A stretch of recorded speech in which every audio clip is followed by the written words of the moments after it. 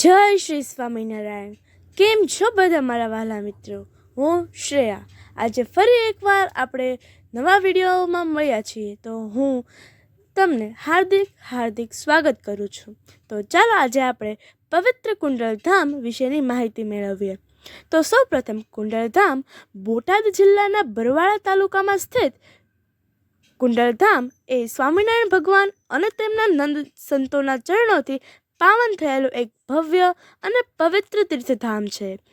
આ સ્થળ સૂર્ય શનિ મંદિર, હનુમાનજી અને મુખ્ય સ્વામિનારાયણ મંદિર માટે પ્રખ્યાત છે, જ્યાં ભક્તિ અને શાંતિનો અદ્ભુત સંગમ જોવા મળે છે. આ જગ્યા ભક્તિ અને આધુનિક મંદિર સ્થાપત્યનો સુંદર નમૂનો છે, જ્યાં મોટી સંખ્યામાં શ્રદ્ધાળુઓ મુલાકાત લે છે. સ્થાપના. આ મંદિરની સ્થાપના પૂજ્ય સદગુરુ જ્ઞાનજીવનદાસજી સ્વામી કુંડલધામવાળા દ્વારા કરવામાં આવી હતી. ગુજરાતની ગાદી.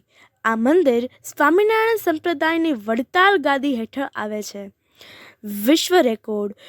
કુંડલધામ 7090 જેટલી ધાર્મિક મૂર્તિઓનો સંગ્રહ છે, જે 2021માં ગિનીઝ વર્લ્ડ રેકોર્ડમાં સ્થાન પામ્યો. પવિત્ર ભૂમિ. કુંડલધામની પાવન પવિત્ર ભૂમિ પર સ્વામિનારાયણ ભગવાન અને તેમના નંદસંતોએ અનેકવાર વિહાર કર્યો હોવાનો ઇતિહાસ છે. અક્ષરધામ જેવું ભવ્યતા. અહીંનું સ્વામિનારાયણ મંદિર અક્ષરધામ જેવી ભવ્યતા ધરાવે છે, જે ભક્તો માટે આકર્ષણનું કેન્દ્ર છે. ધાર્મિક મહત્વ. કુંડલ ગામમાં સૂર્યદેવ અને શનિદેવનું 50 વર્ષ જૂનું મંદિર પણ આવેલું છે, જે પિતા પુત્રના અનોખા મંદિર તરીકે જાણીતું છે.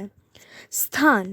આ તીર્થધામ અમદાવાદથી આશરે 120 કિમી અને બોટાદથી નજીક છે, જે સવારે 6 થી રાત્રે 9 વાગ્યા સુધી દર્શન માટે ખુલ્લું રહે છે. મંદિર.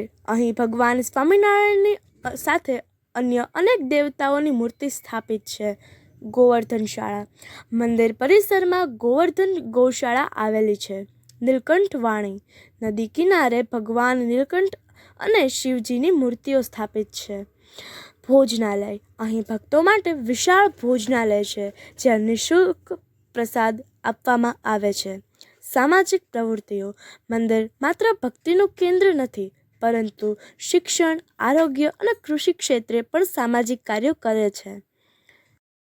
કુંડલધામ સ્વામિનારાયણ સંપ્રદાયમાં એક મહત્વપૂર્ણ ભક્તિ કેન્દ્ર તરીકે વિકસિત થયું છે, અને તે સ્વામિનારાયણ સંપ્રદાયનું એક અત્યંત મહત્વ અને પવિત્ર તીર્થધામ છે.